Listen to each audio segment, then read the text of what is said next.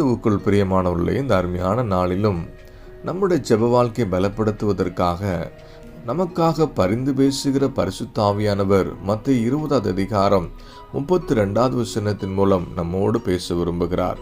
இயேசு நின்று அவர்களை தம்மிடத்தில் அழைத்து, நான் உங்களுக்கு என்ன செய்ய வேண்டும் என்று இருக்கிறீர்கள் என்றார். இந்த வார்த்தையானது எரிகோ நகர வீதிகளில் இயேசு கிறிஸ்து நடந்து சென்ற பொழுது அந்த கூட்டத்தில் இருந்த 2 குருடர்கள் இயேசு கிறிஸ்து வருகிறார் என்பதை கேள்விப்பட்டு, ஆண்டவரே, தாவீதின் குமாரனை எங்களுக்கு இறங்கும் என்று சொல்லி அவரை நோக்கி கூப்பிட தொடங்கின உடனே கூட்டத்தில் இருந்தவங்க அவர்களை பேசாதபடிக்கு அதட்டி அவருடைய சத்தம் கேட்க விடாதபடி தடை செய்த போதும் முன்னிலும் அதிகமாக கூப்பிட்டு தன்னுடைய விசுவாசத்தை வெளிப்படுத்தின மாத்திரத்தில் இயேசு கிறிஸ்து நின்று அவரிடத்தில் கேட்ட கேள்விதான், நான் உங்களுக்கு என்ன செய்ய வேண்டும் என்று சொல்லி.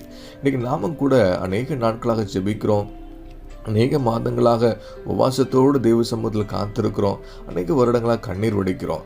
நம்முடைய ஜெபத்துக்கு ஆண்டவர் என்றைக்காவது நான் உனக்கு என்ன செய்ய வேண்டும் என்று கேட்டு நமக்கு பதில் கொடுத்திருக்கிறார் என்பதை ஆராய்ந்து பார்க்க தான் இந்த சம்பவத்தின் மூலமாக ஆவியானவர் நம்மோடு கூட பேசி கொண்டிருக்கிறார். ஆண்டவர் இந்த வார்த்தை சொன்னதுக்கான காரணத்தை குறித்து ஆராய்ந்து பார்ப்போமே. ஆனால் முதலாவது அவர்கள் கேள்விப்பட்ட உடனே இயேசுவே என்று கூப்பிடாம வாக்குத்தத்தங்களை வைத்து விண்ணப்பத்தை ஏறெடுத்ததை வேதவசனம் சுட்டி காண்பிக்கிறது. தாவீதின் குமாரனை எங்களுக்கு இறங்கும் என்று சொல்லி அவர்கள் கூப்பிட்டதை வேதம் நமக்கு சுட்டி காண்பிக்கிறது. நாமும் கூட செபிக்கும் போது கர்த்தரிடத்திலிருந்து வார்த்தை பெற்றுக்கொண்டவர்களாக வாக்குத்தத்தங்களை வைத்து செபிக்கிறவர்களாக மாற வேண்டும் என்பது தேவனுடைய விருப்பமாக இருக்கிறது. 2வது காரியம், அங்கே சுற்றி இருந்தவங்க எல்லாம் அவங்க அதட்டி பேச விட அப்படி தடை செய்த போதும் கூட அதை சற்றும் பொருட்படுத்தாமல் முன்னிலும் அதிகமாய் கூப்பிட்டார்கள் என்ற வார்த்தை எழுதப்பட்டிருக்கிறது. ஒருவேளை அந்த உலகத்தை நம்ம பார்த்து சொல்லலாம், நீ ஜெபிக்கிறதுக்கு ஆண்டவர் பதில் கொடுக்க மாட்டார், ஓன் ஜெபத்துக்கு தான் பதில் வராது, இந்த காரியத்துக்கு ஆண்டவர் பதில் கொடுக்க மாட்டார் என்று சொல்லி எவ்வளவாக குறை சொன்னாலும் அதை பொருட்படுத்தாதபடிக்கு நம்முடைய விசுவாசத்தை பலப்படுத்துகிற வண்ணமாக முன்னிலும் அதிகமாக கூப்பிட தொடங்குவோம். ஆனால் இயேசு கிறிஸ்து நமக்காக வந்து நின்று உடனே மனதுருகி அற்புதம் செய்து நாம் வேண்டுகிற விரும்புகிற காரியங்கள் நிறைவேற்ற அவர் வல்லமை உள்ளவர் என்பதை அந்த வேத வாக்கியங்கள் உறுதிப்படுத்துகிறது.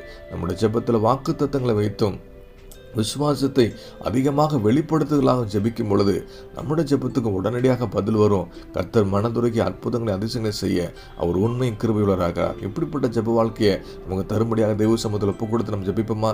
நல்ல தகப்பனே, இந்த அருமையான கால வேலைக்காக நன்றி செலுத்துகிறோம். ஆண்டவர், எங்கள் ஜெபத்தில் வார்த்தைகளை பெற்றுக்கொண்டு வாக்குத்தத்தங்களை வைத்து ஜெபிக்கிற அனுபவத்தில் எங்களை இன்னும் பலப்படுத்துங்க. யார் என்ன சொன்னாலும் எங்கள் விசுவாசத்தை விலகாதபடிக்கு முன்னிலும் அதிகமாக கூப்பிட்டு உங்களுடைய கரத்திலிருந்து அற்புதங்கள் அதிசயங்களை பெற்றுக்கொள்ளத்தக்கதாக எங்கள் ஜெப வாழ்க்கை மாற்றும்படியாக உங்கள் கரத்தில் ஒப்பு கொடுத்து ஜெபிக்கிறோம்ப்பா. இந்த வார்த்தை விசுவாசம் ஜெபிக்கிற பிள்ளைங்களுக்கு அற்புதங்களை செய்ய கிருபை நட